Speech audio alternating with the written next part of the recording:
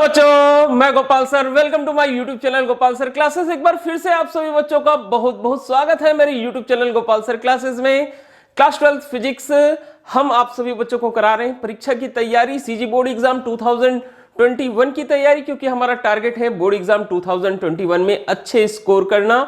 तो चलिए उसी कड़ी में एक और वीडियो, आज एक नया चैप्टर, ये चैप्टर है यूनिट 10, चैप्टर नंबर 15 आपकी बुक का सबसे लास्ट चैप्टर है। और यहां से क्वेश्चन पूछे जाते हैं 3 अंक और 2 अंक वाले, और 3 अंक और 2 अंक वाले क्वेश्चन बहुत कुछ सिमिलर होते हैं। फिर भी आज मैं एक वीडियो से शुरुआत कर रहा हूं।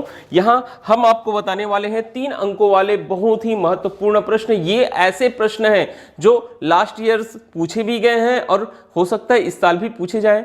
तो बहुत ही सरल चैप्टर है, बहुत ही सिंपल क्वेश्चंस हैं, बहुत अच्छा स्कोर कर सकते हो आप इस चैप्टर से अच्छे से, अगर सारे के सारे क्वेश्चन आप समझते हैं। तो चलिए आज की इस क्लास में आप शुरू से लेकर अंत तक हमारे साथ बने रहेंगे। हम सारे क्वेश्चन आपको एक एक करके बताते हैं कि कौन कौन से प्रश्न है जो 3 नंबर में आ सकते हैं, एग्जाम में पूछे जा सकते हैं। सारे क्वेश्चंस हम देखेंगे। अगर आपको वीडियो अच्छा लगेगा तो आप वीडियो लाइक करना, शेयर करना, कमेंट करना। कौन से चैप्टर पर अभी भी आपको क्वेश्चंस चाहिए ये आप कमेंट बॉक्स पर बता सकते हैं। कहां आपको दिक्कत हो रही है, कौन सा चैप्टर आपको चाहिए, ये सारी की सारी चीजें आप कमेंट बॉक्स में बता सकते हैं। तो चलिए एक बार फिर से यहां 3 नंबर का प्रश्न, सबसे इंपॉर्टेंट क्वेश्चन, सबसे महत्वपूर्ण प्रश्न और सबसे ज्यादा पूछे जाने वाला प्रश्न है इस चैप्टर में कि संचार व्यवस्था किसे कहते हैं। हम पहला प्रश्न लेकर चल रहे हैं, रेडी हो जाएंगे सभी। क्वेश्चन नंबर 1, संचार व्यवस्था किसे कहते हैं, इसके प्रमुख अवयव को ब्लॉक आरेख के द्वारा समझाइए बोलता है। तो संचार व्यवस्था, कम्युनिकेशन सिस्टम बोलते हैं सूचनाओं को एक जगह से दूसरी जगह, ठीक है, भेजने की जो व्यवस्था होती है वही क्या कहलाती है, संचार व्यवस्था कहलाती है। किसी भी प्रकार की सूचना को जब हम एक स्थान से दूसरे स्थान तक भेजते हैं तो वो कहलाती है संचार व्यवस्था। और इसके मुख्य भाग या बोल सकते हैं इसके मुख्य अवयव जो एलिमेंट्स होते हैं, मेन एलिमेंट्स होते हैं, वो 3 होते हैं। एक होता है प्रेषित, प्रेषित जो भेजने वाला होता है, जो किसी भी सिग्नल को या किसी भी संदेश को एक स्थान से दूसरे स्थान तक भेजता है, उसे हम प्रेषित कहते हैं। एग्जाम में भी आप एक लाइन में लिख सकते हैं बेटा, प्रेषित करके डेश लगाइएगा और लिख लेना कि जो क्या करता है, किसी भी संदेश सिग्नल को एक स्थान से दूसरे स्थान तक भेजता है, उसे हम प्रेषित कहते हैं या ट्रांसमीटर बोलते हैं। उसे क्या बोलते हैं, ट्रांसमीटर। दूसरा होता है चैनल। चैनल, चैनल वह युक्ति है बोल सकते हैं जो क्या करता है, एक भौतिक क्या करता है, हमको माध्यम उपलब्ध कराता है, मीडियम उपलब्ध कराता है किसी संदेश सिग्नल को भेजने के लिए। अब ये तार वाला भी हो सकता है, वायर से भी हो सकता है, या वायरलेस भी हो सकता है। तो दोनों तरीके से आप चैनल को बता सकते हैं, ठीक है। तो चैनल क्या है, वह माध्यम है जो संदेश सिग्नल को एक स्थान से दूसरे स्थान भेजने के लिए भौतिक पथ उपलब्ध कराता है, मतलब रास्ता उत्पन्न कराता है। ये तार से भी हो सकता है और वायरलेस सिस्टम से भी हो सकता है, ठीक है। अभिग्राही, रिसीवर, अभिग्राही क्या हो गया, रिसीवर। तो अभिग्राही जो क्या करता है, संदेश सिग्नल को या किसी सिग्नल को ग्रहण करता है, वो कहलाता है रिसीवर। बहुत ही सिंपल सा एक एग्जांपल दे सकते हैं। अगर हम टेलीफोन में किसी से बात कर रहे हैं, ठीक है, घर में 2 प्रकार के टेलीफोन होते हैं, एक लैंडलाइन होता है जो वायर कनेक्शन से लगा होता है, एक मोबाइल होता है। तो दोनों में मैं आपको समझा सकता हूं। तो अगर मैं आपको कॉल कर रहा हूं तो जिस फोन से मैं आपको कॉल कर रहा हूं वो हो गया प्रेषित, ठीक है। अगर लैंडलाइन है तो जो वायर बिछा हुआ है वो हो गया चैनल, ठीक है। अगर मोबाइल है तो जो विद्युत चुंबकीय तरंग वो विद्युत चुंबकीय तरंग जो रहती है वो स्वतंत्र रूप से, जो स्वतंत्र आकाश है वहां चलती है, तो वो हो गया उसका चैनल या उसका माध्यम हो गया। और तीसरा, जो मेरा फोन उठा रहा है या जो मेरा मैसेज रिसीव कर रहा है वो क्या हो जाता है, अभिग्राही हो जाता है। वो क्या हो जाता है, अभिग्राही। तो बहुत ही सिंपली आप छोटे छोटे लाइंस में लिख देना तीनों की परिभाषा। और यहां एक महत्वपूर्ण चीज पूछता है बेटा कि ब्लॉक आरेख के द्वारा समझाइए बोलता है। किसके द्वारा समझाना है हमको, ब्लॉक आरेख के द्वारा समझाना है। तो ब्लॉक आरेख ये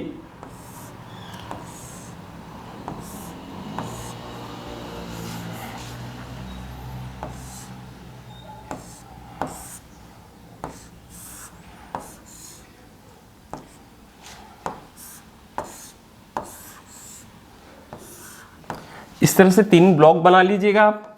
सबसे पहला ये यहां कौन सा सिग्नल जाएगा, यहां से ये जाएगा बेटा निवेशी सिग्नल। कौन सा सिग्नल जाएगा यहां से, ये निवेशी सिग्नल जाएगा। सबसे पहले क्या होता है हमारे पास में होता है प्रेषित, जो भेजने वाला है, बीच में माध्यम के लिए चैनल, और आखिरी में होता है रिसीव करने के लिए अभिग्राही। तो अभिग्राही पर हमको मिलता है निर्गत सिग्नल, यहां हमको प्राप्त होगा निर्गत सिग्नल। तो आप इस तरह का से क्या कर सकते हैं, एक ब्लॉक डायग्राम बना सकते हैं और ये प्रश्न आपका हो जाएगा खत्म। बहुत ही सिंपल क्वेश्चन था। आगे बढ़ते हैं अगले प्रश्न की ओर। नेक्स्ट क्वेश्चन हमारा, ठीक है, ये एक और बहुत ही महत्वपूर्ण प्रश्न आपको एग्जाम में आ सकता है कि एनालॉग सिग्नल और डिजिटल सिग्नल को परिभाषित कर इनके मध्य अंतर लिखिए। या तो परिभाषा पूछेगा या तो अंतर अलग से पूछेगा, ठीक है। तो एनालॉग सिग्नल और डिजिटल सिग्नल क्या है ये पहले आप समझ जाइए। तो बोलते हैं एनालॉग सिग्नल को हम अनुरूप संकेत या अनुरूप सिग्नल भी बोलते हैं। एनालॉग सिग्नल तो क्या होता है, एनालॉग सिग्नल बोलते हैं जब किसी परिवर्ती संकेत में समय के साथ सतत परिवर्तन होता है। सिग्नल में समय के साथ लगातार जब क्या होते रहता है, बोलता है परिवर्तित होते रहता है। अर्थात जब कोई वोल्टेज सिग्नल या धारा सिग्नल सतत परिवर्तित होता है किसके साथ, समय के साथ में, तो उसे अनुरूप संकेत या डिजिटल सिग्नल कहते हैं। अर्थात अनुरूप संकेत में सूचना का संचरण विद्युत स्पंदनों के रूप में होता है या पल्सेस के रूप में होता है, ठीक है। तो देखो कैसे होगा बेटा, ये जो सिग्नल्स रहते हैं वो होते हैं जिया वक्र के समान, कुछ इस तरीके से सिग्नल्स जाते हैं, ठीक है। ये क्या है, एनालॉग सिग्नल। कौन सा सिग्नल होता है, एनालॉग सिग्नल होता है। ये समय का सतत फलन होता है। इस तरफ हम वोल्टेज या करंट को दिखा सकते हैं, ठीक है। और इसके लिए अगर आप फार्मूला बोलेंगे तो ft = a sin omega T से हम दिखा सकते हैं, जहां a क्या होता है, वो सिग्नल का आयाम होता है, ठीक है। ये इधर जो सिग्नल का आयाम रहेगा वो a होगा और इधर विपरीत दिशा में ये हो जाएगा -a।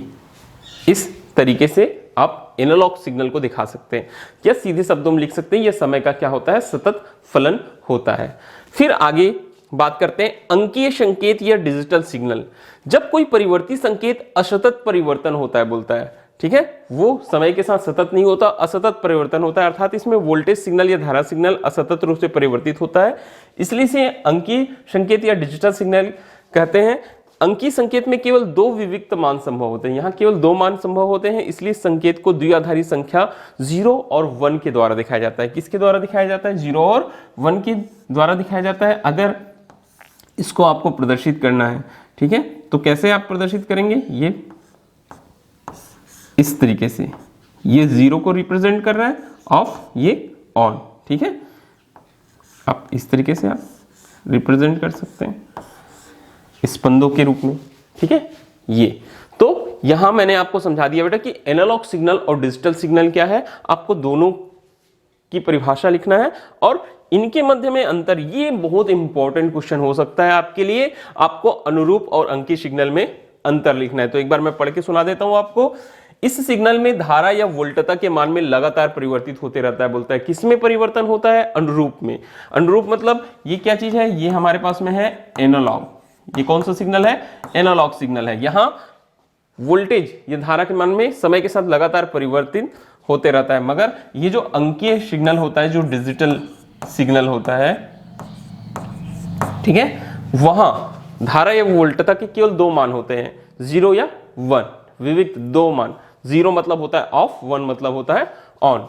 यह समय का सतत फलन होता है, एनालॉग सिग्नल, और जो डिजिटल सिग्नल होता है, यह समय का असतत फलन होता है। साधारण अनुरूप सिग्नल को जिया वक्र, मैंने अभी बनाया था, जिया वक्र द्वारा प्रदर्शित किया जा सकता है, जबकि अंकीय सिग्नल को स्पंद मतलब पल्सेस के रूप में दिखाना है, ठीक है। एक बार फिर से दोनों में अंतर सुन लीजिए। ये जो क्या रहता है, एनालॉग सिग्नल होता है, उसे हम जिया वक्र, साइन कर्व दिखाते हैं, और इसको हम स्पंदों के रूप में, पल्सेस के रूप में। ये कुछ नहीं हो रहा है, मतलब करंट 0 है, फिर थोड़ा सा यहां दिखाई दिया, मतलब ये क्या है, पल्स ऑन हो गया, ठीक है, फिर 0 फिर ऑन, फिर 0 फिर ऑन, इस तरह से हम दिखा सकते हैं। आगे यहां लिखा है पल्सेस के रूप में प्रदर्शित किया जा सकता है। भाषण संगीत किसी चित्र में परावर्तित प्रकाश से प्राप्त सिग्नल अनुरूप सिग्नल होते हैं बोलता है। भाषण है, संगीत है, चित्र है उसमें। और पुस्तक के अक्षर, डिजिटल कंप्यूटर फैक्स आदि के सिग्नल कैसे होते हैं? अंकीय सिग्नल होते हैं। तो यहां आप कम से कम 3 अंतर बहुत अच्छे से याद रखिए, क्योंकि 3 नंबर का क्वेश्चन अगर आता है एग्जाम में कि एनालॉग सिग्नल और डिजिटल सिग्नल क्या है और उनके मध्य अंतर लिखिए, तो आपको लिखने के लिए आना चाहिए। ओके बच्चों, आगे बढ़ते हैं फिर से एक बार। अगला क्वेश्चन, उपग्रह संचार क्या है? इसके 2 लाभ और 2 हानियां लिखिए बोलता है। जो उपग्रह संचार है वो क्या चीज है बोलता है। तो उपग्रह संचार कृत्रिम उपग्रह की सहायता से किसी सिग्नल को प्रेषित से अभिग्रहित तक संचार की क्रिया को उपग्रह संचार कहते हैं। मालूम है हमारे पास में बहुत सारे सैटेलाइट्स हैं, ठीक है। ये सैटेलाइट्स का काम क्या होता है? ये किसी भी सिग्नल को प्रेषित से कहां तक? अभिग्राही तक भेजते हैं। जैसे हम टीवी पर जो भी लाइव प्रोग्राम देखते हैं या लाइव क्रिकेट मैच देखते हैं, वो किसके द्वारा होता है? वो एक उपग्रह संचार या संचार उपग्रह के द्वारा होता है। इस तरह के उपग्रह का कार्य ही होता है कि वो संचार के लिए जो सिग्नल्स आते हैं उनको प्रेषित से कहां तक? अभिग्राही तक भेजता है, ठीक है। तो अब इसकी विशेषताएं क्या होती है? इस संचार में पृथ्वी के बड़े भूभाग में सिग्नलों को प्रेषित किया जा सकता है। अब सैटेलाइट है, ठीक है, एक उपग्रह है। उपग्रह कहां रहता है? पृथ्वी से ऊपर, ठीक है, जो पृथ्वी के कक्ष के चारों ओर चक्कर लगाते रहता है। तो वहां से हम सिग्नल्स को पृथ्वी के बड़े भूभाग में आसानी के साथ भेज सकते हैं। ये इसका सबसे बड़ी विशेषता है। दूसरा, मोबाइल संचार में इसका उपयोग किया जाता है। जो मोबाइल संचार कम्युनिकेशन सिस्टम होता है उसमें किसका? उपग्रह संचार का यूज किया जा सकता है। इसीलिए तो हम आसानी से अपने फोन से मैसेज या कॉल को आसानी से एक देश से दूसरे देश, एक जिले से दूसरे जिले या बहुत दूर तक हम क्या कर सकते हैं? भेज सकते हैं। फिर दोष की बात की जाए तो बोलता है कि संचार उपग्रह में खराबी आ जाने पर उस खराबी को दूर कर पाना संभव नहीं हो पाता, ठीक है।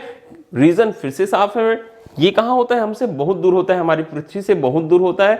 ये पृथ्वी के बाहर जो कक्षा है उस पर स्थापित किया जाता है। तो अगर खराबी आ गया तो उसको हम आसानी से दूर नहीं कर पाते। प्रेषित और ग्राही सिग्नल में समय पश्चाता होती है, थोड़ा सा टाइम डिफरेंस होता है प्रेषित सिग्नल भेजे जाने पर और ग्रहण करने पर, ठीक है, थोड़ा सा क्या हो जाता है? टाइम डिफरेंस होता है बोलता है, ठीक है। तो प्रेषित और ग्राही सिग्नल में समय पश्चाता होती है, ये इसका एक और दोष होता है।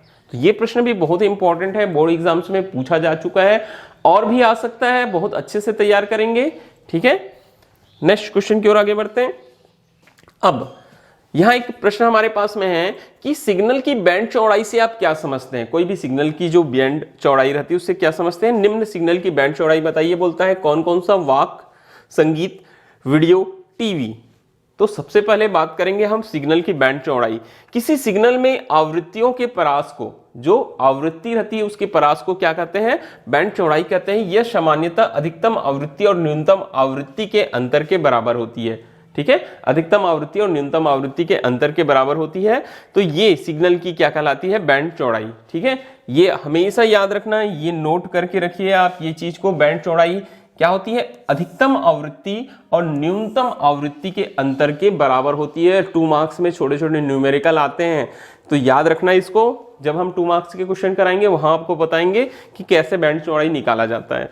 तो यहाँ कुछ हमको बैंड चौड़ाई पूछा गया था, ठीक है। तो बैंड चौड़ाई मैं यही आपको समझा देता हूं कैसे, अगर आपको बैंड चौड़ाई निकालने के लिए बोलता है। वाक, वाक मतलब क्या होता है? जो हम बातचीत करते हैं, ठीक है, वो वाक कहलाता है। तो यहाँ आवृत्ति परास कितना है बोलता है? वाक के लिए आवृत्ति परास 300 हर्ट्ज से 3100 हर्ट्ज होता है बोलता है।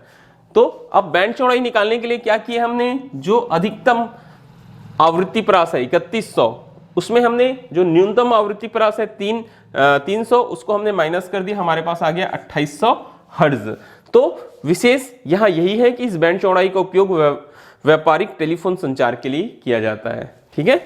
आगे है संगीत, 20 हर्ट्ज से 20 किलो हर्ट्ज, और ये भी लगभग बैंड चौड़ाई 20 किलो हर्ट्ज के आसपास होगी, क्योंकि 20 हर्ट्ज को माइनस करेंगे तो बहुत कम, ठीक है। 20 किलो हर्ट्ज मतलब 20,000 हर्ट्ज होता है और ये 20 हर्ट्ज है, तो लगभग 20 किलो हर्ट्ज के आसपास इसकी बैंड चौड़ाई आती है। वीडियो 4.2 मेगा हर्ट्ज इसकी बैंड चौड़ाई है, 4.2 मेगा हर्ट्ज है। वैसे टीवी का है 6 मेगा हर्ट्ज। तो ये क्वेश्चंस आपको हो सकता है 2 मार्क्स में भी दे दे कि आप वाक है, संगीत है, वीडियो है, टीवी है, इसकी बैंड चौड़ाई बताइए। तो ये प्रश्न भी आप बहुत अच्छे से तैयार करना, बहुत इंपॉर्टेंट क्वेश्चन है। आगे बढ़ेंगे हम। अब यहां फिर से हमारे पास एक और बहुत महत्वपूर्ण क्वेश्चन लेकर चल रहा हूं मैं। एग्जाम में क्वेश्चन आ सकता है कि पृथ्वी के वायुमंडल से आप क्या समझते हैं, इसके विभिन्न पदों का वर्णन कीजिए। तो पृथ्वी का वायुमंडल, पृथ्वी के चारों ओर वायु के घेरे को पृथ्वी का क्या कहते हैं, हम वायुमंडल कहते हैं। और इसकी मुख्य 4 परतें होती है। पृथ्वी के चारों ओर वायु का जो घेरा है वो क्या कहलाता है, बोलता है वायुमंडल कहलाता है। और मुख्य कितनी परतें होती है, 4 परतें होती है। सबसे पहले क्षोभ मंडल, ठीक है। आप एग्जाम में थोड़ा सा और बढ़ा के भी लिख सकते हैं कि पृथ्वी की सतह से 12 किलोमीटर तक जो वायु की परतें हैं वो क्या कहलाती है, क्षोभ मंडल कहलाती है। इसमें बहुत सारे धूल के कण, वाष्प हैं, जो बादल हैं, और भी बहुत सारे हमारे आसपास की जितने एटमॉस्फेयर है वो सारी की सारी आती है कहाँ, क्षोभ मंडल में, ट्रोपोस्फेयर में 0 से 12 किलोमीटर तक। फिर उसके बाद होता है समताप मंडल, स्ट्रेटोस्फेयर 12 से 50 किलोमीटर में, 12 से 50 किलोमीटर के रेंज में होता है। और इसी में पाया जाता है हमारा ओजोन परत। ओजोन परत होता है 30 से 50 किलोमीटर के बीच में। अब ओजोन परत का महत्व आपको मालूम है, तो यहां आप एक प्रश्न और तैयार करना कि ओजोन परत किसे कहते हैं, ओजोन परत का महत्व समझाइए, ठीक है। ये नेक्स्ट है मध्य मंडल है 50 से 80 किलोमीटर में। 50 से कहां है, 80 किलोमीटर में मध्य मंडल है। फिर उसके ऊपर है आयन मंडल 80 से 400 किलोमीटर तक। और आयन मंडल को भी हम अलग अलग परतों में हम डिवाइड कर सकते हैं, डी ई एफ, ठीक है। डी होता है, ई होता है, F1 F2 होता है, वो F में आता है। तो जो डी परत है वो 150 किलोमीटर तक है, ई परत जो है वो 300 किलोमीटर तक है, और जो F परत होती है वो है 400 किलोमीटर के रेंज में, ठीक है। तो कम से कम ये प्रश्न बहुत ही सरल होता है 3 नंबर में कि पृथ्वी के वायुमंडल से आप क्या समझते हैं, उसके विभिन्न परतों के नाम और ये रेंज जो है किलोमीटर वो आप याद रखना, ठीक है। एक बार फिर से देख लीजिए, क्षोभ मंडल 0 से 12 किलोमीटर, समताप मंडल 12 से 50 किलोमीटर, ओजोन परत 30 से 50 किलोमीटर, मध्य मंडल 50 से 80 किलोमीटर, आयन मंडल 80 से 400 किलोमीटर। और ये तीनों की तीनों परतें डी, ई और एफ याद रखिएगा, ठीक है। आगे बढ़ते हैं बेटा हम नेक्स्ट क्वेश्चन की ओर। अब यहां देखो एक और बहुत ही, ये जो अभी हमने बताया वहीं से एक प्रश्न बनता है कि रेडियो तरंगों के प्रसारण में आयन मंडल की भूमिका समझाइए। अभी फिर से एक बार देख लीजिए, आयन मंडल 80 से 400 किलोमीटर, 80 से 400 किलोमीटर, यहां डी ई एफ परतें हैं। डी ई और एफ क्या चीज है, बोलता है परतें हैं। तो ये थोड़ा सा इसको मैं आपको यहां आंसर मैंने लिखा नहीं है, मैं आपको एक छोटा सा डायग्राम बनाकर ये समझाता हूं होता क्या एक्चुअल में। देखिए, आपको मालूम है पृथ्वी के, अगर ये पृथ्वी का क्या है, सतह है, तो पृथ्वी के सतह के पास जो वायु का घनत्व होता है वो क्या होता है, अधिक होता है। ये मतलब वायु घना होता है, ठीक है। वायु अधिक पाई जाती है कहाँ, पृथ्वी के सतह के पास में। और जैसे जैसे हम ऊपर जाते जाते हैं वायु के घनत्व का मान क्या होते जाता है, कम होते जाता है। ऊपर की परतों पर वायु घनत्व का मान कम होता है, ठीक है। ये अगर ये है आयन मंडल, ये क्या चीज है, आयन मंडल, ठीक है। तो सबसे पहले आपको यही चीज लिखना है कि पृथ्वी के विभिन्न परतों के मध्य सॉरी जो आयनन की मात्रा होती है, जो वायु के कणों के या वायु की जो आयनन की मात्रा होती है वो क्या होता है, अलग अलग होता है। आयनन की मात्रा अलग अलग होने का अर्थ यही है कि पृथ्वी की सतह के नीचे जो तरंगे, जो वायु होती है वो घनी होती है, और ऊपर में क्या होती है, ये बोल सकते हैं कि नीचे जो वायु का घनत्व अधिक है, मतलब ये सघन है, और ऊपर की ओर क्या है, विरल है। तो वायु के विभिन्न परतों का जो अपवर्तनांक भी होता है वो कैसा होता है, अलग अलग होता है। तो नीचे की परतें सघन और ऊपर की परतें कैसी हो गई, विरल। तो नीचे जो माध्यम है इसको हम बोल सकते हैं कौन सा माध्यम है, ये सघन माध्यम है। और ऊपर की ओर का जो माध्यम है वो कौन सा माध्यम है, बोल सकते हैं हम विरल माध्यम है, ठीक है। तो पृथ्वी से जब भी कोई सिग्नल को भेजा जाता है, पृथ्वी से जब भी कोई सिग्नल को क्या किया जाता है, भेजा जाता है, ठीक है, तो वो आयन मंडल तक जाती है। कहां तक जाती है, वो आयन मंडल तक जाती है। अब ये सिग्नल जो है वो जा रही है सघन माध्यम से विरल माध्यम में, ठीक है। कहा जा रही है, सघन माध्यम से विरल माध्यम में। तो प्रकाश का आपने परावर्तन तो पढ़ा ही होगा, या पूर्णांतरिक परावर्तन पढ़ा होगा कि जब भी कोई प्रकाश किरण सघन माध्यम से विरल माध्यम में जाती है तो आपतन कोण के एक विशेष मान के लिए जो अपवर्तन कोण का मान है वो हो जाता है 90 डिग्री, उसे हम क्या बोलते हैं बेटा, क्रांतिक कोण कहते हैं। तो यही चीज है, अगर अपवर्तन कोण का मान क्रांतिक कोण के मान के क्या हो जाए बोलता है, बराबर हो जाए, तो ये जो तरंगे हैं आयनमंडल से आयनमंडल से क्या हो जाती है, इनका पूर्ण आंतरिक परावर्तन हो जाता है, या आयनमंडल इनको परावर्तित कर देती है और ये सिग्नल वापस कहां चला आता है बोलता है, पृथ्वी पर चला आता है। ठीक है, ये सिग्नल्स पृथ्वी पर चले आते हैं। तो इस तरीके से रेडियो तरंगों के प्रसारण में आयनमंडल की महत्वपूर्ण भूमिका होती है। फिर से एक बार सुनिएगा, क्या लिखना कि जो पृथ्वी की सतह से ऊपर जो रहती है वायुमंडल, उसमें वायु का घनत्व अलग अलग होता है, नीचे की ओर सघन माध्यम होता है, वायु अधिक घनत्व वाला होता है, ऊपर की ओर जाते हैं वायु की जो घनत्व का मान कम होता है, मतलब विरल माध्यम की तरह कार्य करता है।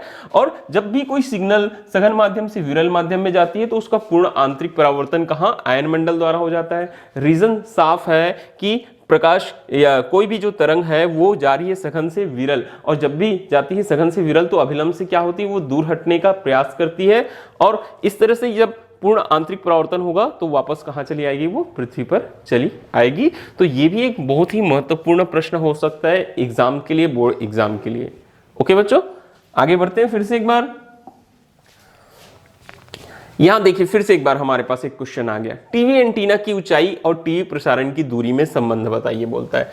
तो टीवी एंटीना की ऊंचाई स्मॉल h और टीवी प्रसारण की दूरी स्मॉल d ले सकते हैं। आप क्या ले सकते हैं, स्मॉल d ले सकते हैं।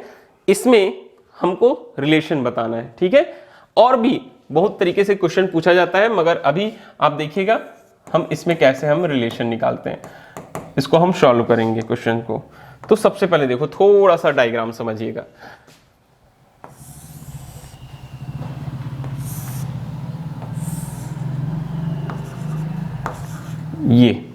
ये पृथ्वी की सतह है। ठीक है, पृथ्वी का केंद्र O, त्रिज्या कैपिटल R, पृथ्वी की सतह पर स्मॉल h ऊंचाई पर, कितनी ऊंचाई पर, स्मॉल h ऊंचाई पर। ये टीवी एंटीना है। ये क्या चीज है, ये टीवी एंटीना है। ठीक है, टीवी एंटीना है। अब टीवी एंटीना से जो सिग्नल्स निकलेंगे वो पृथ्वी की सतह पर मान के चलते हैं दो बिंदुओं A, और इधर से जो सिग्नल आएगा वो बिंदु B तक पहुंचेगा। ठीक है, बिंदु B तक पहुंचेगा। बात समझ में आई? फिर से एक बार डायग्राम देख लीजिए। ये पृथ्वी का केंद्र O है, त्रिज्या R, त्रिज्या R, त्रिज्या R। अब पृथ्वी की सतह पर, ठीक है, इसको मैं नाम दे देता हूं, ये त्रिज्या को मैं यहां नाम दे देता हूं OP, और ये जो एंटीना है उसको हम नाम दे देते हैं PQ। क्या नाम दे देते हैं हम? PQ नाम दे देते हैं। तो ये Q से निकलने वाली जो सिग्नल है वो पृथ्वी की सतह पर एक और A तक पहुंच रही है, और दूसरी ओर कहां तक पहुंच रही है, B तक पहुंच रही है। ठीक है, तो ये टीवी प्रसारण की दूरी D, ये ठीक है, ये सिग्नल जो प्रसारण की दूरी होती है उसको हम क्या लेते हैं, D लेते हैं। ठीक है, यहां मैं लिख लेता हूं D क्या चीज है, ये D जो है वो है टीवी प्रसारण की दूरी है। ठीक है, यह है टीवी प्रसारण की दूरी है। अब हमको इन दोनों के मध्य रिलेशन निकालना है। तो बहुत ही आसान है। आप डायग्राम अगर आपको समझ में आ गया है, फिर से एक बार सुनिएगा। पहले आप पृथ्वी का सतह बनाएंगे। ठीक है, ये O A OB पृथ्वी की त्रिज्या, यहां से OP पृथ्वी की त्रिज्या हो गई। PQ पृथ्वी की सतह पर एक एंटीना है जिसकी ऊंचाई कितनी है, h है। अब Q से सिग्नल निकलेगी A तक आएगी, Q से सिग्नल निकलेगी कहां तक आएगी, B तक आएगी। तो यहां अगर हम ध्यान पूर्वक देखें तो दो समकोण त्रिभुज हमको बनते हुए दिखाई देते हैं, एक इधर और एक इधर। ये भी 90 डिग्री होगा और ये भी 90 डिग्री, क्योंकि जो प्रसारण का जो सिग्नल है वो पृथ्वी की सतह को स्पर्श कर रहा है, और स्पर्श रेखा जो होती है वो पृथ्वी की त्रिज्या के कैसे होती है, लंबवत होती है। इसलिए दोनों तरफ हमको दो समकोण त्रिभुज मिले। अब आपका काम है इन दोनों में से कोई भी आप एक समकोण त्रिभुज ले लेना। चलिए मैं आपको बताता हूं बेटा कौन सा समकोण, QAO ले लेते हैं हम यहां समकोण त्रिभुज QAO ले लेते हैं। दिखाई दे रहा है आपको डायग्राम में QAO। ओ। अब समकोण त्रिभुज में पाइथागोरस प्रमेय आपको मालूम है, तो पाइथागोरस प्रमेय का आप यूज करेंगे तो OQ का square is equal to OA का स्क्वायर प्लस AQ का होल स्क्वायर, ये हमारे पास आ जाएगा। ठीक है, ये हमारे पास आ जाएगा। आगे OQ दो पार्ट में बटा हुआ है, OP प्लस PQ, तो मैं इसको लिख लूंगा OP प्लस PQ। क्या लिख लूंगा मैं इसको? OP प्लस PQ, पूरे का होल स्क्वायर, पूरे का क्या आ जाएगा? Whole square. और ये जैसे है वैसे ही रहने दो, OA का होल स्क्वायर प्लस AQ का होल स्क्वायर। सारी वैल्यूज आप पुट कर सकते हैं। OP है R, PQ है H, तो R प्लस H का होल स्क्वायर, OA R तो R का स्क्वायर, AQ D तो D का स्क्वायर, इस तरीके से। ठीक है, A प्लस बी के होल स्क्वायर से इसको ओपन कर दीजिएगा, R square plus H square plus 2RH plus 2RH is equal to R square plus D square. R square क्या हो गया? कैंसल। ठीक है, यहां हमारे पास में बच रहा है एक तरफ D स्क्वायर, एक तरफ H स्क्वायर प्लस 2RH। ठीक है, बस यहां लिखना, जबकि H is less than R। H का जो मान रहता है बहुत ही कम होता है, किसकी तुलना में? R की तुलना में। अतः H स्क्वायर की उपेक्षा करने पर, H स्क्वायर की क्या करने पर? उपेक्षा करने पर, हम उसकी उपेक्षा कर देते हैं। उपेक्षा करने पर मतलब उसको नगण्य मान लेने पर D square is equal to आ जाता है फार्मूला 2RH, और D इज इक्वल टू आ जाता है फार्मूला अंडर रूट 2RH। ये संबंध होता है किसमें? टीवी प्रसारण की दूरी और टीवी एंटीना की ऊंचाई में D इज इक्वल टू होता है अंडर रूट 2RH। और कई बार एग्जाम में क्वेश्चन पूछ देता है कि टीवी प्रसारण की जो दूरी होती है वो टीवी एंटीना की ऊंचाई के वर्गमूल के क्या होती है? अनुक्रमानुपाती होती है, सिद्ध कीजिए। तो आप यहाँ D प्रोपोर्शनल टू लिख सकते हैं अंडर रूट H। बहुत ही आसान है। फिर से एक बार सुनिएगा, डायग्राम बनाना। सबसे पहले पृथ्वी का सतह, केंद्र O ले लेना, त्रिज्या हो जाएगी OA, OB, OP ले लेना। PQ क्या चीज है? पृथ्वी की सतह पर एक एंटीना है जिसकी ऊंचाई H है। Q से सिग्नल निकलेगी A तक आएगी, इधर Q से सिग्नल निकलेगी B तक। दो समकोण त्रिभुज हमको दिखाई देते हैं। अब दोनों में से कोई भी एक समकोण त्रिभुज ले लीजिएगा। मैंने लिया QAO। पाइथागोरस का प्रमेय लगाएंगे OQ, तो OQ का whole square is equal to आ जाएगा QA का होल स्क्वायर प्लस OA का होल स्क्वायर। तो यहां देखिए हमने किया बेटा, OQ जो है OP प्लस PQ है, पूरे का whole square, OA plus AQ का सभी का मान रख दिए। OP था R, PQ था H, OA था R और AQ था D। ठीक है, A प्लस बी के होल स्क्वायर से ओपन किया, R स्क्वायर दोनों साइड कैंसिल हो गया। D square is equal to H square plus 2RH बनता है। H लेस देन R होता है, H स्क्वायर को उपेक्षा कर देना, D square is equal to 2RH बचेगा, D is equal to under root 2RH, या D प्रोपोर्शनल टू लिख सकते हैं अंडर रूट H। ये भी एक बहुत ही महत्वपूर्ण प्रश्न होता है जो अक्सर बोर्ड एग्जाम्स में पूछा जाता है। अब और आगे बढ़ते हैं। देखिए ये क्वेश्चंस बोर्ड एग्जाम्स में आए थे 2-2 नंबर में। ठीक है, तो ये आपको तीनों के तीनों क्वेश्चंस 3 नंबर में भी दे सकता है, इसलिए मैंने एक साथ लगा दिया है। भूतरंग संचरण किसे कहते हैं? इस संचरण हेतु उपयुक्त आवृत्ति परास लिखिए बोलता है। भूतरंग संचरण किसे कहते हैं?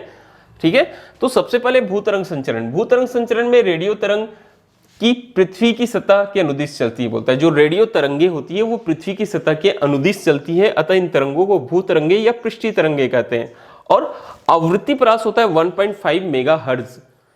पृथ्वी पर स्थित 2 एंटीना, समझिएगा बात को, एक एंटीना से सिग्नल कहां जाती है? दूसरे एंटीना तक जाती है, तो वो पृथ्वी की सतह के क्या चलती है? अनुदिश चलती है। पृथ्वी की सतह के अनुदिश या बोल सकते हैं पृथ्वी की सतह के समांतर चलती है, तो वो सारी की सारी तरंगे क्या होती है? भूतरंग संचरण कहलाती है। और इनका आवृत्ति परास 1.5 मेगाहर्ट्ज तक होता है। सेम प्रश्न आया था एग्जाम में, व्योम तरंग संचरण किसे कहते हैं? संचरण हेतु उपयुक्त आवृत्ति निकालिए। वे रेडियो तरंगे जो आयन मंडल से परावर्तित होकर विभिन्न स्थानों पर पहुंचती है उसे व्योम तरंग संचरण कहते हैं, और इसकी आवृत्ति परास 3 मेगाहर्ट्ज से 30 मेगाहर्ट्ज तक होती है। तो ऐसी तरंगे जो आयन मंडल से परावर्तित होकर आती है। आखिर में है आकाश तरंग संचरण, वे रेडियो तरंगे जो प्रेषक एंटीना से सरल रेखा में चलकर या संचार उपग्रह से परावर्तित होकर अभिग्राही एंटीना तक पहुंचती है, आकाश तरंग संचरण कहलाती है, जो आकाश से आती है परावर्तित होकर। इस संचरण हेतु आवृत्ति परास 40 मेगाहर्ट्ज होती है। तो ये तीनों के तीनों प्रश्न, भू तरंग संचरण, व्योम तरंग संचरण, आकाश तरंग संचरण, बहुत अच्छे से याद करना। आंसर्स यहां मैंने लिख दिए हैं, बहुत ही सिंपल है। सभी का आवृत्ति परास आपको मालूम होना चाहिए। जैसे भू तरंग संचरण 1.5 मेगाहर्ट्ज है, व्योम तरंग 3 मेगाहर्ट्ज से 30 मेगाहर्ट्ज तक, और जो आकाश तरंग संचरण है वो 40 मेगाहर्ट्ज तक। ओके, आगे बढ़ते हैं नेक्स्ट क्वेश्चन की ओर।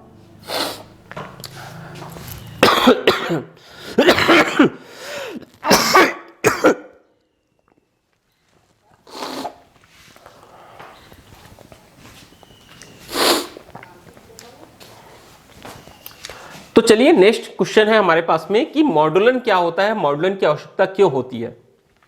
मॉड्यूलन वह प्रक्रिया होती बोलता है जहां हम निम्न आवृत्ति के सिग्नल, निम्न आवृत्ति सिग्नल क्या होते हैं, जो श्रव्य सिग्नल होते हैं जिनको हम सुन सकते हैं 20 हर्ट्ज से 20 किलोहर्ट्ज तक के। तो बोलता है मॉड्यूलन वह प्रक्रिया होती है जिसमें निम्न आवृत्ति के सिग्नल श्रव्य को उच्च आवृत्ति के वाहक तरंग पर, उच्च आवृत्ति के वाहक तरंग पर, मतलब वाहक तरंग कौन सा तरंग होता है, कैरियर वेव्स, रेडियो तरंग पर क्या किया जाता है, बोलता है अध्यारोपित किया जाता है। तो यह प्रक्रिया क्या कहलाती है, मॉड्यूलन। सिंपली बोल सकते हो कि जब हम लो फ्रीक्वेंसी के जो वेव्स होते हैं उसको हाई फ्रीक्वेंसी के वेव में कन्वर्ट करते हैं या उसके साथ मिलाते हैं उसको, तो वो प्रक्रिया क्या कहलाती है, मॉड्यूलन कहलाती है। ठीक है, तो मॉड्यूलन याद रखना। अब मॉड्यूलन की आवश्यकता पूछते क्यों हुई आखिर, तो मॉड्यूलन की आवश्यकता श्रव्य आवृत्ति तरंग, जैसे अगर हम कहीं बोल रहे हैं तो क्या होता है, हमारी आवाज जो रहती है वो एक ऊर्जा है, ध्वनि, ठीक है, वो ऊर्जा है, वो थोड़ी दूरी तक जाती है और धीरे धीरे उसका आयाम कम होने लगता है और एक निश्चित दूरी पर जाकर वो क्या हो जाती है, समाप्त हो जाती है। तो यही चीज लिखता है कि श्रव्य आवृत्ति तरंगों का परास बहुत कम होता है और इनकी ऊर्जा बहुत कम होती है। वायुमंडल में प्रसारण के समय ऊर्जा ह्रास के कारण इनका आयाम घटते जाता है और अंत में लगभग शून्य हो जाता है, तो तरंगे क्या हो जाती है, समाप्त हो जाती है। अतः अगर हमको अपनी जो आवाज है उसको बहुत ज्यादा दूरी तक भेजनी है तो हमको उसको क्या करना पड़ेगा, हाई फ्रीक्वेंसी का जो वाहक तरंग है, जो रेडियो तरंग है, उसके साथ अध्यारोपित करना पड़ेगा, उसके साथ मिलाना होगा, ये मॉड्यूलन करना होगा। वैसे ही सेकंड में लिखा है बेटा कि कम आवृत्ति के संदेश सिग्नल को प्रसारित करने के लिए लंबे एंटीना की आवश्यकता होती है। अगर आवृत्ति कम हुआ तो जो एंटीना हमको लगाना है वो बहुत अधिक लंबा लगाना पड़ेगा और उतना लंबा एंटीना बनाना संभव नहीं होता है, इसलिए मॉड्यूलन की आवश्यकता होती है। तो ये भी एक मोस्ट इंपॉर्टेंट क्वेश्चन है जो बोर्ड एग्जाम में पूछा जा चुका है कि मॉड्यूलन क्या है और मॉड्यूलन की आवश्यकता क्यों होती है। आगे बढ़ते हैं। आयाम मॉड्यूलन किसे कहते हैं, इसके 2 लाभ व 2 हानियां लिखिए बोलता है। तो आयाम मॉड्यूलन, एम्पलीट्यूड मॉड्यूलेशन, मॉड्यूलेशन की वह प्रक्रिया जिसमें वाहक तरंग का आयाम मूल तरंग के आयाम के अनुसार परिवर्तित होता है, बोलता है जो कैरियर वेव्स होते हैं उनका आयाम मूल तरंग के आयाम के अनुसार परिवर्तित होता है, परंतु वाहक तरंग की आवृत्ति व कला अपरिवर्तित रहती है। केवल आयाम में परिवर्तन होता है, वाहक तरंग के आयाम में परिवर्तन होता है, कला और आवृत्ति अपरिवर्तित रहती है, वो आयाम मॉड्यूलेशन कहलाता है। आयाम मॉड्यूलेशन के लाभ आपको लिखने के लिए बोलेगा 2 लाभ और 2 दोष या 2 हानियां। तो एम सिग्नल को उत्पन्न करने एवं अभिग्रहण करने के लिए आवश्यक उपकरण सरल और कैसे होते हैं, सस्ते। इसके लिए जो इसको अगर उत्पन्न करना है तो जो भी सिस्टम यूज करेंगे वो बहुत ही सरल और क्या होगा, सस्ता होगा। आयाम मॉड्यूलन में मॉड्यूलक सिग्नल को प्रेषित करने की विधि, एक जगह से दूसरे जगह भेजने की जो विधि होती है वो भी कैसी होती है, बोलता है आसान होती है। और दोस्त तो बहुत सारे हैं। एम की दक्षता, इसकी एफिशिएंसी कम होती है, इसका प्रसारण प्रयास कम होता है, हम अधिक दूरी तक नहीं भेज सकते। इसकी गुणवत्ता, क्वालिटी कैसी होती है, कम होती है। संचरण शोर युक्त होता है, इसमें नॉइस या पॉल्यूशंस होते हैं, ठीक है, थोड़ा डिस्टर्बेंस रहेगा, क्लियर नहीं रहता। तो ये आयाम मॉड्यूलन, इसके लाभ और 2 हानियां या 2 दोष बहुत इंपॉर्टेंट है। सारे के सारे क्वेश्चन थ्योरेटिकल है, इसलिए मैं थोड़ा सा स्पीड में चल रहा हूं। आवृत्ति मॉड्यूलन किसे कहते हैं, इसके 2 लाभ और 2 हानियां। आवृत्ति मॉड्यूलन सेम परिभाषा, मॉड्यूलेशन की वह प्रक्रिया जिसमें वाहक तरंग की आवृत्ति, अब आयाम को चेंज करके हमने आवृत्ति कर दिया, मूल तरंग की आवृत्ति के अनुसार परिवर्तित होती है, परंतु वाहक तरंग का आयाम और कला अपरिवर्तित रहते हैं, आवृत्ति मॉड्यूलेशन कहलाती है। यहां आवृत्ति जो है वो मूल तरंग की आवृत्ति के अनुसार क्या हो रही है, परिवर्तित हो रही है, मगर आयाम और कला क्या रहती है, बोलता है अपरिवर्तित, उसे आवृत्ति मॉड्यूलेशन कहते हैं। लाभ इफेक्ट जो होता है फ्रीक्वेंसी मॉड्यूलेशन, उसकी सिग्नल की दक्षता बहुत अधिक होती है, उसकी सिग्नल की क्या होती है, दक्षता बहुत अधिक होती है। सेकंड नंबर में यहां देखेंगे हम, इसमें मॉड्यूलेट सिग्नल में शोर की मात्रा बहुत कम होती है, नॉइस नहीं होता है, बहुत अच्छे क्वालिटी का सिग्नल होता है, इसकी क्वालिटी दक्षता अधिक होती है, ये भी लिख सकते हो आप। दोष, इसमें एम की तुलना में 10 गुना अधिक चैनल परास की आवश्यकता होती है, इसकी चैनल परास जो रहती है वो अधिक आवश्यकता होती है। सेकंड, एफएम प्रेषित और अभिग्राही जटिल और महंगे होते हैं। ये जो प्रेषित और अभिग्राही यहाँ यूज होते हैं वो कैसे होते हैं, बोलता है जटिल होते हैं और कैसे होते हैं, महंगे होते हैं। तो ये प्रश्न भी आप तैयार करना कि आवृत्ति मॉड्यूलन किसे कहते हैं, और इसके कम से कम 2 लाभ और 2 हानियां आपको लिखनी है। ओके, अब यहां एक और प्रश्न मैं लेके चलता हूं बेटा, बहुत इंपॉर्टेंट होता है। आयाम मॉड्यूलन और आवृत्ति मॉड्यूलन में अंतर लिखिए। आयाम मॉड्यूलन और आवृत्ति मॉड्यूलन में अंतर, आयाम मॉड्यूलन एम, इसमें वाहक तरंग का आयाम जो होता है वो मॉडुलक सिग्नल के तात्क्षणिक मान के अनुसार परिवर्तित होता है। अभी जो हमने बताया उसी के हिसाब से लिख सकते हैं। इसमें वाहक तरंग की आवृत्ति मॉडुलक सिग्नल के तात्क्षणिक मान के अनुसार क्या होती है, परिवर्तित होती है। आयाम मॉड्यूलन दक्षता कम होती है, आवृत्ति मॉड्यूलन दक्षता कैसी होती है, अधिक होती है दक्षता। फिर आयाम मॉड्यूलन, इसमें प्रेषित शक्ति का केवल 1/3 भाग ही उपयोगी होता है, बोलता है जो शक्ति होती है उसका 1/3 भाग ही उपयोगी होता है। वैसे आवृत्ति मॉड्यूलन, इसमें प्रेषित संपूर्ण शक्ति उपयोगी होती है, जितनी भी शक्ति रहती है सभी की सभी क्या होती है, बहुत ही उपयोगी होती है। इसमें मॉड्यूलित सिग्नल शोर युक्त होता है एम में, इसमें शोर की मात्रा कैसी होती है, बहुत ही कम होती है। एम प्रसारण एमएफ मीडियम फ्रीक्वेंसी और हाई फ्रीक्वेंसी आवृत्ति परास में होता है, बोलता है, और जो एफएम परास रहता है वो वीएचएफ और यूएचएफ आवृत्ति परास में होता है। ठीक है, इसकी गुणता कम होती है आयाम मॉड्यूलेशन की, इसकी गुणता अधिक होती है। इसमें प्रयुक्त एम में सरल और सस्ते होते हैं, जबकि एफएम में कैसे होते हैं, जटिल और महंगे होते हैं। कम से कम 3 से 4 अंतर आप याद रखिएगा, ये प्रश्न भी बहुत ही महत्वपूर्ण हो सकता है बोर्ड एग्जाम 2021 के लिए। आगे बढ़ते हैं, नेक्स्ट क्वेश्चन। प्रश्न एग्जाम में आया है 2019 में सेट बी में कि वाहक तरंगे क्या है, प्रसारण के लिए अधिक आवृत्ति की वाहक तरंगों का उपयोग क्यों किया जाता है। तो वाहक तरंग हमने बताया कैरियर वेव्स, उच्च आवृत्ति की रेडियो तरंगों को बोलता है, उच्च आवृत्ति की रेडियो तरंगों को जिन पर संदेश सिग्नल को अध्यारोपित किया जाता है, जिन पर संदेश सिग्नल को क्या किया जा सकता है, बोलता है अध्यारोपित किया जा सकता है, उसे क्या कहते हैं, वाहक तरंग कहते हैं। जो कम आवृत्ति की तरंगे रहती है उनको हम जिन तरंगों के साथ अध्यारोपित करते हैं, जो हाई फ्रीक्वेंसी तरंगों के साथ मिलाते हैं, वो होती है वाहक तरंगे। अब प्रसारण के लिए अधिक आवृत्ति की वाहक तरंग का उपयोग करने के कारण निम्न है। अधिक आवृत्ति की तरंगों को बिना ऊर्जा क्षय के प्रसारित करने के लिए कम लंबाई के एंटीना के उपयोग किया जा सकता है, बोलता है। अगर हम वाहक तरंगों का उपयोग कर रहे हैं, अधिक आवृत्ति की तरंगों का, तो जो एंटीना यूज करेंगे उसकी लंबाई बहुत ही कम होगी, हम आसानी के साथ प्रयोग कर सकते हैं। सेकंड नंबर में लिखता है बेटा, एल लंबाई के एंटीना द्वारा विकिरित प्रभावी शक्ति P proportional to L upon lambda square होती है। स्पष्ट है कि एंटीना की दी गई लंबाई उसके द्वारा विकिरित प्रभावी शक्ति कम तरंग दैर्ध्य या उच्च आवृत्ति के लिए अधिक होती है। उपयुक्त प्रेषण हेतु अधिक शक्ति की आवश्यकता होती है, तब प्रेषण के लिए उच्च आवृत्ति की वाहक तरंगों की क्या होती है, आवश्यकता होती है। इस तरीके से आप इस क्वेश्चन का भी आंसर लिख सकते हैं। तो चलिए बच्चों, एक और बहुत ही महत्वपूर्ण प्रश्न की ओर हम आगे बढ़ते हैं। अब हमारे पास एक प्रश्न है जो 2019 सेट ए में आया है। क्वेश्चन है, मॉड्यूलन सूचकांक क्या है, व्यवहार में इसका मान कितना रखा जाता है और क्यों। तो आप उत्तर लिखेंगे, मॉड्यूलन सूचकांक वाहक तरंग के आयाम में अपने प्रारंभिक आयाम से अधिकतम परिवर्तन, जो वाहक तरंग का आयाम रहता है उसमें अपने प्रारंभिक आयाम से बोलता है अधिकतम परिवर्तन, और वाहक तरंग का प्रारंभिक आयाम के अनुपात को क्या बोलते हैं, हम मॉड्यूलन सूचकांक बोलते हैं, या इसी को मॉड्यूलन की गहराई भी बोला जाता है, डेप्थ ऑफ मॉड्यूलेशन भी बोला जाता है। तो मॉड्यूलन सूचकांक प्रेषित सिग्नल की गुणता तथा क्षमता को निर्धारित करता है। यदि मॉड्यूलन सूचकांक कम हो तो वाहक तरंग के आयाम में परिवर्तन क्या होता है, बोलता है कम होता है, अतः प्रेषित किए जाने वाला सिग्नल प्रबल नहीं होगा। और इसमें एक प्रश्न और पूछा गया है, साथ ही साथ यहाँ क्वेश्चन पूछा गया है कि व्यवहार में इसका मान कितना रखा जाता है और क्यों। तो मॉड्यूलन सूचकांक का मान जितना अधिक होगा अभिग्रहण पर श्रव्य सिग्नल उतना ही क्या होता है, बोलता है प्रबल और स्पष्ट होता है। अति मॉडुलन की स्थिति में अभिग्रहण पर श्रव्य सिग्नल में विकृति उत्पन्न हो जाती है, तब प्रबल एवं स्पष्ट अभिग्रहण के लिए मॉडुलन सूचकांक का मान 1 से अधिक नहीं होना चाहिए, बोलता है। तो ये भी एक बहुत ही महत्वपूर्ण प्रश्न है, थ्योरेटिकल क्वेश्चन है, आप आसानी के साथ याद कर सकते हैं। आगे बढ़ेंगे आज के इस क्लास के आखिरी प्रश्न पर।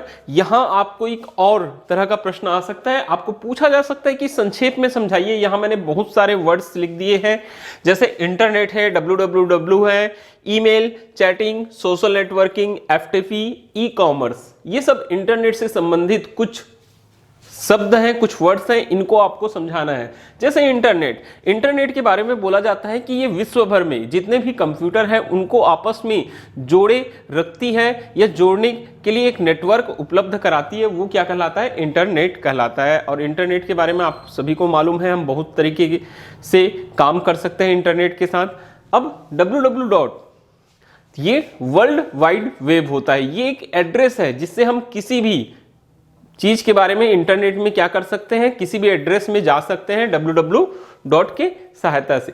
ईमेल, इलेक्ट्रॉनिक मेल, जैसे चिट्ठी होती है वैसे ही जब हम क्या करते हैं, जब हम इंटरनेट की सहायता से कोई मैसेज को एक जगह से दूसरी जगह भेजते हैं तो उसे हम ईमेल बोलते हैं। चैटिंग मतलब बातचीत करना इंटरनेट के माध्यम से, जैसे व्हाट्सएप है, फेसबुक है, वहाँ मैसेंजर होते हैं, उसमें हम जो बात करते हैं आपस में वो कहलाता है चैटिंग करना।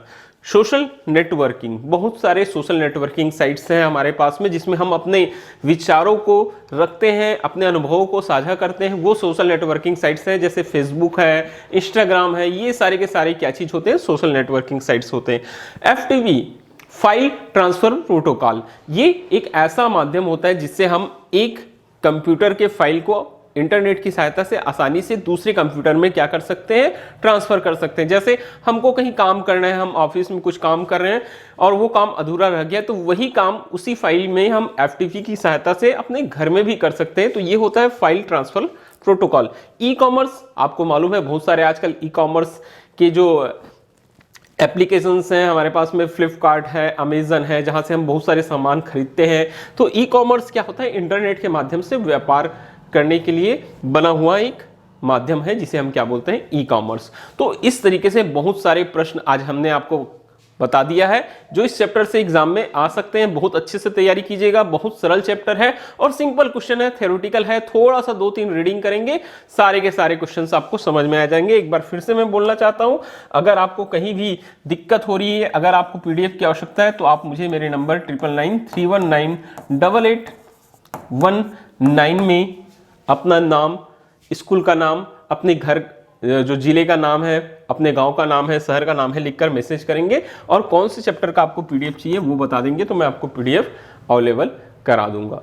ओके बच्चों, तो ये आज का क्लास यहाँ एंड करते हैं। अगर वीडियो आपको अच्छा लगा होगा तो वीडियो लाइक कीजिएगा, शेयर कीजिएगा, जो भी टॉपिक आपको चाहिए कमेंट बॉक्स में आकर बताएंगे आप, ठीक है। और ज्यादा से ज्यादा चैनल सब्सक्राइब करेंगे, अपने दोस्तों को, अपने जूनियर्स को, अपने फ्रेंड्स को, सभी को बताएंगे और चैनल सब्सक्राइब करने बोलेंगे। Okay, thank you.